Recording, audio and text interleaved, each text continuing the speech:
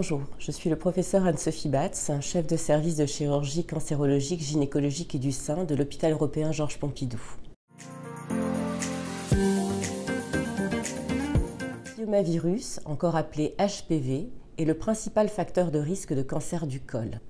C'est en cas de persistance de cette infection par l'HPV que peuvent survenir chez la femme des lésions précancéreuses au niveau du col.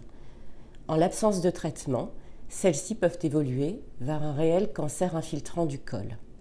En dehors de l'HPV, les autres facteurs de risque de cancer du col sont l'âge précoce des premiers rapports sexuels, les partenaires multiples, les infections sexuellement transmissibles, le tabac ou l'immunodépression.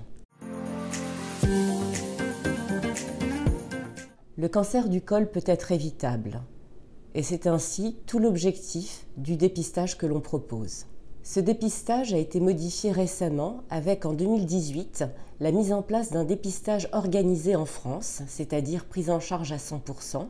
Ces modalités ont également évolué avec l'implémentation récente de la recherche d'HPV au niveau du col. Entre 25 et 30 ans, la prévalence de l'HPV est importante et la recherche d'HPV au niveau du col n'apparaît donc pas être un bon outil de dépistage. Le dépistage repose donc toujours actuellement sur la réalisation d'un frottis cervico-utérin. En cas de normalité du premier frottis, il est recontrôlé 1 an après, puis 3 ans après. À partir de 30 ans, le test HPV est actuellement recommandé pour le dépistage et réalisé 3 ans après le dernier frottis normal. En cas de négativité, c'est-à-dire de l'absence d'HPV oncogène responsable des cancers, celui-ci peut être recontrôlé 5 ans après.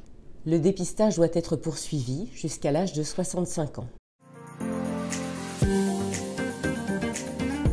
Au-delà du dépistage, on peut également proposer une prévention primaire de l'infection par l'HPV et donc du cancer du col, qui repose sur la vaccination.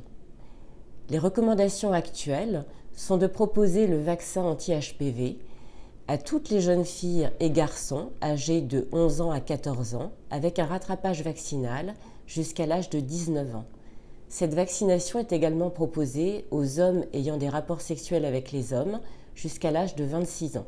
Actuellement, en France, le taux de dépistage est à moins de 60% et le taux de couverture vaccinale à moins de 35%, ce qui est très faible.